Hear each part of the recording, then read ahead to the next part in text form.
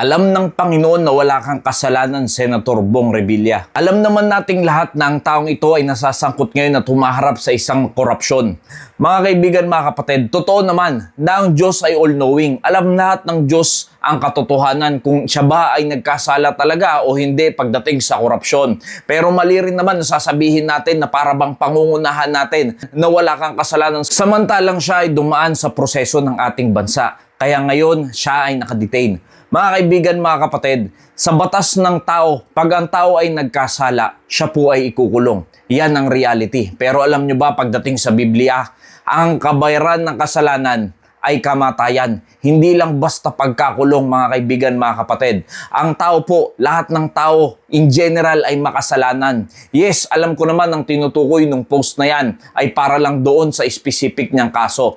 Pero dito, ang aking sinasabi ay in general, lahat po tayo ay makasalanan. Walang hindi nagkasala, wala kahit isa. Pero alam niyo po, ang nakakalungkot, ang kabayaran ng kasalanan ay kamatayan at hindi lamang isang beses na kamatayan, kundi yan po ay ang delikado, yung pangalawang kamatayan na sinasabi ng Revelations 20:14. Alam niyo mga kaibigan, mga kapatid, mabuti pa nga dito sa bansa natin na pag ang tao ay nagkasala, ay kulong ang kabayaran ng kanyang kasalanan. At magdudusa siya, depende sa kanyang kaso, ay yung taon na kanyang pagkakulong. Pero alam nyo ba mga kaibigan, mga kapatid, pagdating sa Biblia, ang kabayaran ng kasalanan ng isang tao ay kamatayan. Kaya ang tao namamatay hindi dahil sa nakalimot siya huminga. Kaya ang tao namamatay hindi dahil siya ay may sakit o matanda na. Ang tunay na rason kung bakit namamatay ang tao ay dahil sa kasalanan. At tatandaan po natin, lahat ng tao ay makasalanan.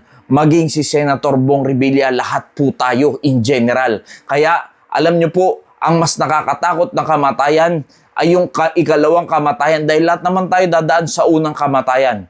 Pero ang sinasabi ng Biblia sa ikalawang kamatayan, yan po yung dagat-dagatang apoy. Kaya't alam niyo po kung para saan ang mensaheng ito. Para ito sa mga taong hindi pa nakakakilala sa ating Panginoong Jesucristo, sa mga taong wala pang relasyon sa ating Diyos. Dahil tatandaan niyo po, hindi relihiyon, hindi ang mabuti mong gawa, hindi ang bautismo, hindi na kahit na ano pang gagawin mo sa mundong ito ang ikaliligtas mo. Ang ikaliligtas mo, kaibigan, kapatid, ang iyong relasyon sa ating Panginoon, ang pananampalataya mo na nanggagaling sa puso, at yan ang tunay na nagbabago ng buhay.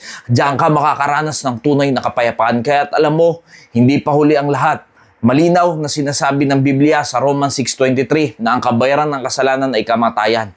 Pero alam mo bang pwede mong maiwasan yung ikalawang kamatayan? Yes, dadaan tayo sa unang kamatayan.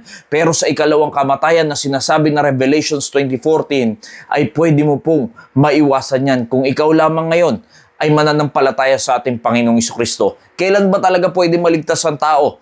Pwede ka pong maligtas ngayon mismo, sa oras na ito, kung ikaw lamang ay mananampalataya sa Panginoon. Sabi po yan sa 2 Corinthians chapter 6 verse 2.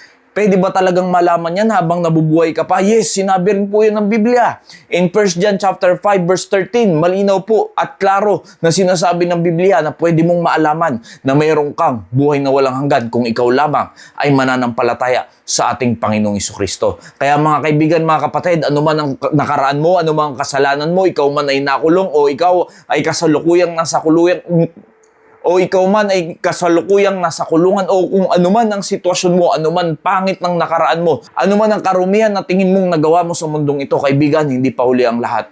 Pwede ka pang magsisi sa iyong kasalanan at manampalataya sa ating Panginoon. Kahit alam mo bang pwede ka pa rin makaranas ng kabutihan at pagmamahal ng Diyos kung ikaw lamang ay sasampalataya sa Kanya. At tatandaan mo ito, hindi lahat ng tao ay anak ng Diyos. Kaya mahalaga yung relasyon upang maging ama mo yung Diyos. Sabi ng John 1:12, kung sino lamang yung tumanggap sa ating Panginoong Jesucristo, yun lamang yung pagkakalooban ng Diyos na maging anak niya. Kaya't alam mo, lahat ng tao nilikha lang ng Diyos, pero hindi lahat ay anak ng Diyos. Magiging anak ka lang ng Diyos kung ikaw ay mananampalataya sa kanyang bugtong na anak. Walang iba kundi ang ating Panginoong Jesucristo. Sabi ng Acts 4:12, walang ibang pangalan sa silong ng langit na sukat ikaliligtas nating mga taong makasalanan. Sino yung pangalan na yan? Sabi ng John 14:6, walang iba kundi ang pangalan ng ating Panginoong Jesucristo. Kaya habang may oras pa, may panahon pa, aminin mong makasalanan ka at tanggapin mo ang ating Panginoong Jesucristo ng buo sa iyong puso. At diyan mararanasan mo ang kaligtasan. Nawa naging pagpapala pong mensaheng ito. Maraming salamat po and God bless you all.